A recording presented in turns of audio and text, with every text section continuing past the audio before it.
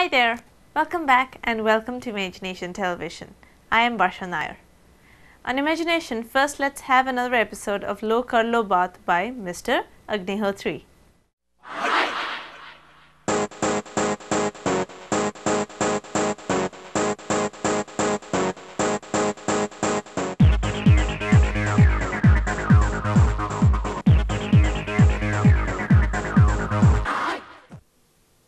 नमस्कार।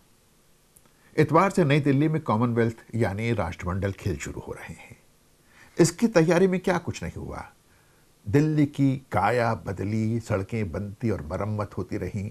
विवाद होता रहा कि दिल्ली ही क्यों, किसी और जगह क्यों नहीं चुना जाता जहां विकास होता। मेरे कुछ मित्र तो दिल्ली छोड़कर मुंबई चले गए या दूसरे शहरों में, ये कहकर कि खेल खत्म होने के बाद लौटेंगे। मणिशंकर अय्यर जो कभी खेल मंत्री थे, लंदन चले गए। पवार ने कहा खेल जोक बन गए हैं। 70,000 करोड़ रुपए खर्च हुए। बजट बताया जाता है 14,000 करोड़ का था, यानी काफी खाया और खिलाया गया। मतलब कुछ और लोग करोड़पति हो गए। करप्शन का ये हाल है। मेट्रो के चीफ श्रीधरन ने कहा यह तो हमारा नेशनल कैरेक्टर बन चुका है। खेल शुरू होने से 12 दिन पहले एक पुल टूट गया। सेना को बुलाना पड़ा। एक बॉक्सर अपने कमरे में पलंग पर बैठा तो पलंग ही बैठ गया, क्योंकि उसमें स्प्रिंग नहीं थे। जहां खिलाड़ी ठहरे हुए हैं वहां सांप निकल आया। मेरे पास इंटरनेट पर किसी ने एक कविता भेजी है, यह भी सुन लीजिए। A fairy tale about Commonwealth Games. Once upon a time in a kingdom called Delhi, the queen had an idea very, very silly. She told all her courtiers, this will be funny and we will end up making many pots of money. They made merry and drank to her health. As plans unfolded for the game's Commonwealth, crores for the stadium, more crores for the court, crores for the road curves and more for the airport. But as the day drew closer, it rained and it rained, and the water and the switch refused to be drained. The mighty old Jamuna was really on a roll, and all Queen Shela said it's under control. But the river swelled and flooded the city, and all the Queen said was, what a pity. Change all the posters and hoardings on the street. The games are now called the Commonwealth Water Meet. On a D-Day, it seemed all was in great shape, stuck together tightly with spit and duct tape. Missing was Shera, the mascot.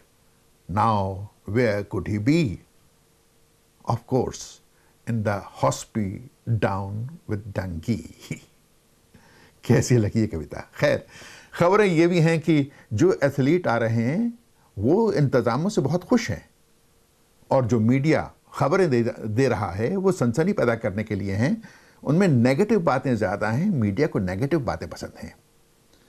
South Africa ने कहा कि जब 2006 में उसके यहाँ Commonwealth games हुए, उसे भी इसी तरह बदनाम करने की कोशिश की गई थी। और भी हैं जो भारत में खेलों को सफल होते नहीं देखना चाहते। अब सांप तो राष्ट्रपति भवन में भी निकल सकता है। खेल गांव में निकल आया तो क्या हुआ, मेरे घर के पिछवाड़े अमेरिका में निकला था। यानी काफी रोना पीटना गाना चलता रहा, लेकिन काम चलता रहा। एक से एक शानदार स्टेडियम बनकर तैयार हो गए। टिकट 1,000 से 50,000 तक की है। उन्हें भी बेचना है, ये स्टेडियम भरने हैं। यह कम बड़ी उपलब्धि नहीं है कि भारत की राष्ट्रपति खेलों के शुभारंभ की घोषणा करेगी। यह इस बात का सबूत है कि हिंदुस्तान किसी के दबाव में आने वाला देश नहीं है। उससे अपने स्वाभिमान की चिंता है।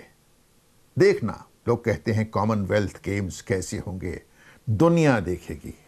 इतना बड़ा मुल्क है। हमारी एक दिल्ली की आबादी यूरोप के कई देशों की आबादी से अधिक है। यहां कॉमनवेल्थ गेम्स का आयोजन करना कोई खेल नहीं है। माना बहुत से नेता और प्रशासन के बहुत से अधिकारी करप्ट हैं, तो भी ये देश चल रहा है। ये भी खेल नहीं है।